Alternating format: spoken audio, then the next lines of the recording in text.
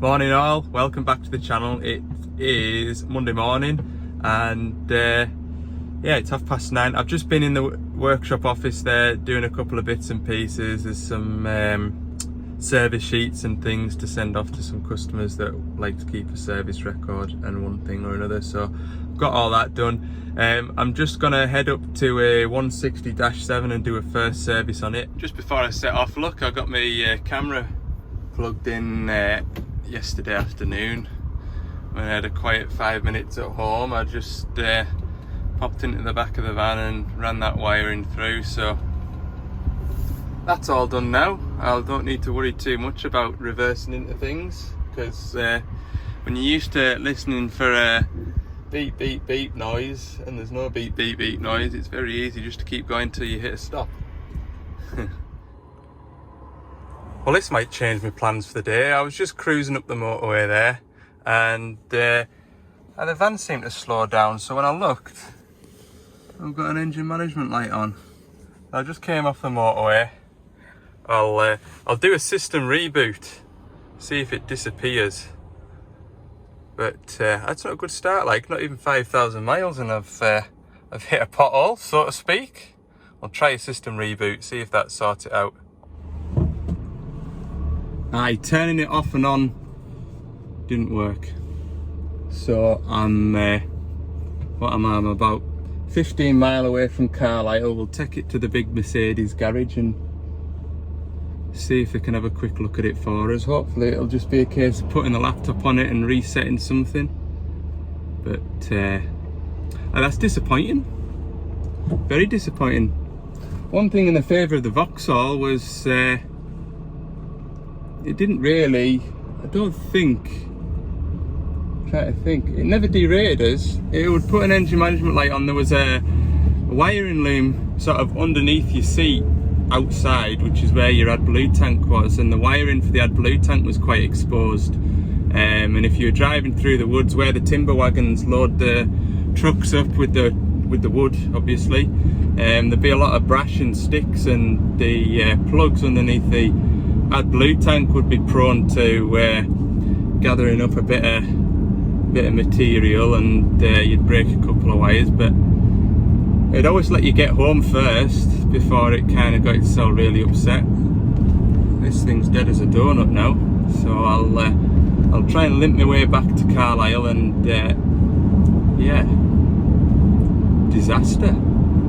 I better not head any further away from Carlisle. Might end up stuck in the woods somewhere. No phone signal. Life goes on. Let's go and see what they say. Well, I've made it back to Carlisle and I'm at the Mercedes garage now, so we'll pop inside and see what they've got to say for themselves. Right, so I've been in and they're going to have a look at it very soon, so I can either wait in the waiting area or wait in the van. So I'll wait in here for a little bit. It's warmer in here, and see what happens. This is fun. So while I'm sat here at Mercedes waiting to get seen to, one of the comments in last week's video was asking me what the relationship is between Rickaby's and Gordon's. So you'll have noticed I work out of a yard at Rickaby's in Carlisle. Now Rickaby's, they're a class dealership just like Gordon's Agriculture is. They both sell class equipment, and Gordon's Agriculture area is southwest Scotland and Rickaby's is Cumbria and the borders, so they're sort of side by side, so to speak, geographically. So when we set off with the digger side of things, obviously our area at the start was southwest Scotland and Cumbria and the borders. So when I started with Gordon's, I was going to be working from home, and parts would either be shipped to me or shipped direct to the customer for me to go and repair machines. But sort of 6 months in, I think Gordon's and Rickaby's put their heads together and they agreed to let us have a bit of workshop space as and when we need it out of Carlisle, as well as yard space and parts space. So Rickaby's have nothing whatsoever to do with Doosan, and they're basically sort of giving us a bit of space to work out of for me and the salesman Darren and Dan in the parts. So that's all it is there. We also have a couple of Rickaby lads working out of our Castle Douglas depot there on the horticulture side. So all the caravan sites and golf courses, things like that up the southwest of Scotland. There's 2 Rickaby lads that work out of our Castle Douglas depot, and yeah, it kind of works both ways. It's a two-way street, so that's what the working relationship is there anyway. So yeah, it's handy for me. Gives me a place of work to go to rather than sort of trying to do it from home. You know, I would imagine I would have had parts sent to my house, sent to my doorstep, which, you know, it would have worked, but things like that diesel tank, I would have had to have gone to our Dumfries depot, and then I would have had to have gone up to Dumfries to then go down to South Cymru to go and fit it. So yeah, having a spot at Carlisle is absolutely perfect. Another thing as well that was noticed, a few of you picked up on in the comments, was the sort of location and position of the fuel tank on that load and shovel on Friday. And yeah, I've never given it a second thought really, and you know, it's the first time I've ever replaced a fuel tank on a load and shovel, and I've been working with Doosan products for 13 or 14 years now, so it's not something I've come across. I've never known anybody put a hole in one or sort of bend it to the point where it started to leak fuel, so I wouldn't say it was a common problem at all. And the fact that they didn't have any stock of it, and it was, you know, produced, it was made for me, and it took 6 weeks to come, sort of tells me that it isn't a general problem. If it was a problem, they would stock spare parts, or they would stock fuel tanks just in case. So I don't honestly think it's a problem. I think if you look at other manufacturers' machines as well, you'll probably find the majority are mounted in the same place. And in actual fact, the axle and the transmission sits lower on the machine than the fuel tank does. And again, I've never seen any smashed diffs or any smashed transmission housings either, so it's one of them. I made that cradle for lifting the tank on. I've kept hold of it. I put it up the top of the yard. Whether we'll ever use it again, or whether it'll sort of rust and disintegrate before we ever need it again, I don't know. But yeah, like I say, I've never come across that before. There's always a first for something, isn't there? So yeah. Anyway, it's 10 to 11 now. I'll check in with you when something else happens.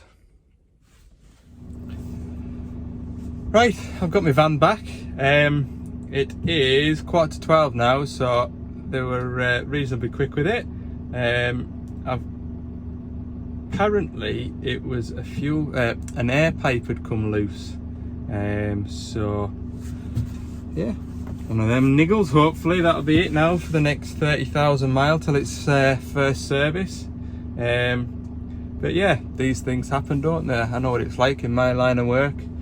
Yeah, these things happen. It's all about the service at the end of the day, isn't it? If you can get it sorted quickly like they have done today, then no harm, no foul. So yeah, I'm gonna probably go back to the yard now and pick up that fuel gauge. I got a message 20 minutes ago that that's landed, so I'll go and get that done, and then I can always nip up and do that service this afternoon. So I think that'll probably be the best use of time rather than how else. Yeah, I'll do that. Right, I'll go back to the yard and go and get that fuel gauge. You know when you wish you just never got out of bed one morning? I'm just having one of those days. This is the Mondayest Monday I've had for a long time. So yeah, I came back across the town. It's just a 15-minute trip, like, to pick up my fuel gauge, and yeah, yeah, I've been sent a fuel level sensor for the tank, so obviously that's not what I want. So yeah, I'll make a second attempt to go up the motorway then and do this service. What a day! No good. Right, 10 to 2, and I've got my digger to service, so let's go and get this serviced. So, I mentioned this before in previous videos, but for viewers that have just joined the channel or came across it, what I'm changing today is this pilot filter, and the pilot filter comes from here. So this is the pilot pump, which is on the back of the main hydraulic pumps, and the job of the pilot pump is to provide pressure to your joysticks. So the oil that's going into your joysticks comes from here. The oil from the joysticks then comes into the valve chest at the back here. So you can see these spill caps here and the small quarter pipes.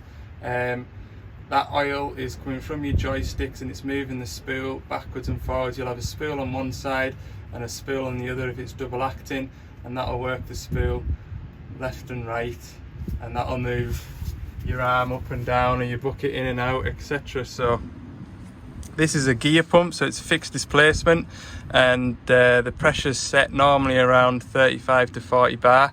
And with it being a gear pump, with the gears sort of meshing together, you get a bit of particulate matter, and it literally leaves the pump here and it's filtered here before it goes anywhere else in the system. So I'll pull this filter, I'll pull this cartridge filter off, and you can see the difference in it. This machine's done 250 hours, and for reference that's what the new filter looks like, so I'll show you the old one in a minute. Right, there you go. You can see the colour of the filter is gone grey with like a metallic dust, and this is the new one. So that's done 227 hours, that filter, and it's sort of grey and matted black.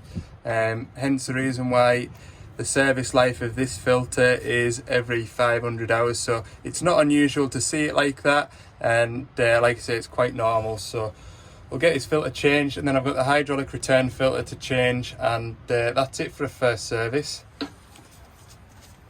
Quite odd really doing a service like this where you're just doing, especially on a big machine, just doing a couple of filters. But yeah, previous models, the engine oil and filter would be to change after 250 hours. So don't know why they deem it acceptable to run on for 500, but obviously it is. And so we'll just wait on the engine oil filter to reach 500 hours before we change it. So yeah, nice and straightforward today, now that we've finally got here mid-afternoon.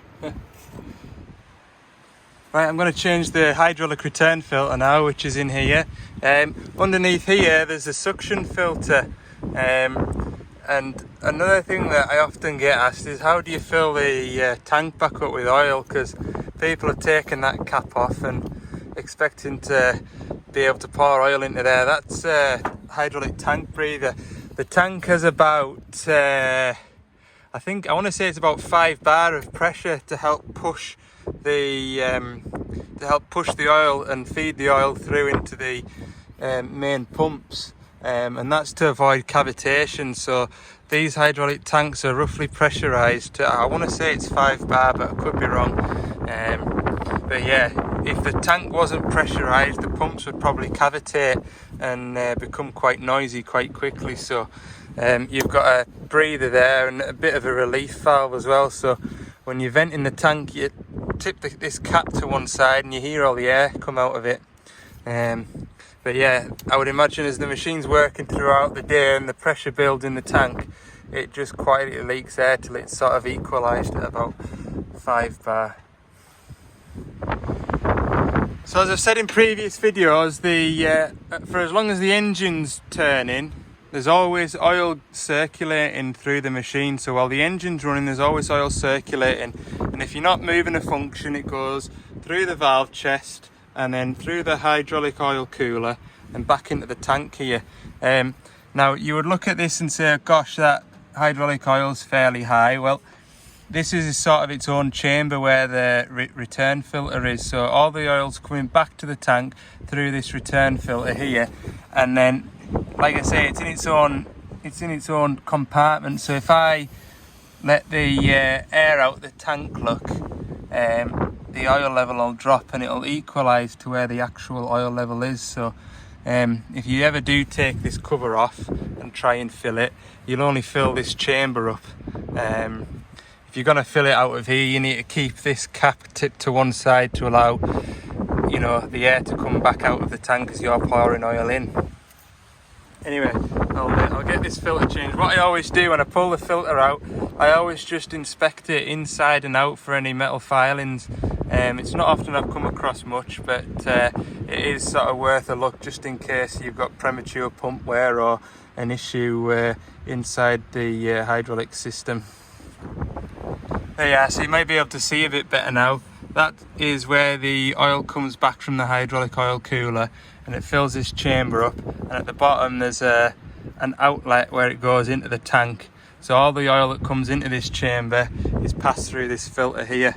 And having a look around it, I can't see the slightest bit of contaminants, which is a good thing and what you'd expect for 250 hours. So I'll get this new one put in. It just sits into a recess inside here. Make sure it's seated, and then you've got a bit of a gauze filter here. I'll go in, and then this sort of bit of a relief valve. This will push down off its seat. Put that in. This spring then sits on the top, so this is pushing the filter down against the outlet of the chamber, and that's the lid on there. Nice and easy. So somebody in the previous video noticed the Doosan badge on the engine and asked if it was a sort of rebadged engine from somebody else, but no, this is a Doosan engine. Doosan build their own engines for not just construction machines, but buses, trucks, and marine engines as well. I believe actually the engine manufacturing side of things is bigger than the construction side of things. So this is a Doosan engine. Is it a D34 engine, which is about 110, 115 horsepower. So this is the first 4-cylinder Doosan engine that I've came across in a machine. Previous to this was the 4-cylinder Perkins, which is a 1204F, and then the Dash 3 machines would have a 6-cylinder Doosan engine, a DL06. So I've always found the Doosan engines to be very good, very reliable, and they run really nicely as well. So this engine will be in the 140s and 160 high tracks, and then when you get into the 20 tonners you've got the DL06 engines, and then when you get into the 30 tonners you've got your DL08, which is just a bigger horsepower, bigger version of the DL06. Yeah, obviously these D34 engines are reasonably new, so I haven't come across any common problems with them yet. As you've seen in the videos, I haven't had any Dash 7 repairs to do yet, which is only a good thing. But even the DL06 engines have been pretty bomb-proof, to be fair. So yeah, I've absolutely no complaints with Doosan engines at all. Just coming around on this side to have a look in here, and look at the colour of that spider. I've never seen out like it. Right, so we're probably going to have to make that do for the day. 2 filters changed and a lot of sitting around in the van and waiting for it to be fixed and whatever else. Bit of a frustrating day really. This is probably what a bad day at the office for me looks like. Just not getting an awful lot done. It's really frustrating. Yeah, if you've got any questions or anything you want to ask us, whether it's sort of digger related or you want to know a bit more about how something works or out like that, just let us know in the comments, because it's quite handy for me to sort of, if I don't answer it directly in the comments, it's probably because I'm saving it for, I think, oh, that's a good idea, somebody else might ask that, I'll put that in a bit of a video. So yeah, ask away. And if there's out you want to see or out you want to know, let us know, and we'll try and save that up for a future video. So yeah, we'll leave it at that for today then. Thanks very much for watching. Don't forget, if you haven't already, hit the subscribe button. If you've enjoyed the video, give it a like, and for more bits and pieces throughout the week, head over to Ali's Digger Diary over on Instagram.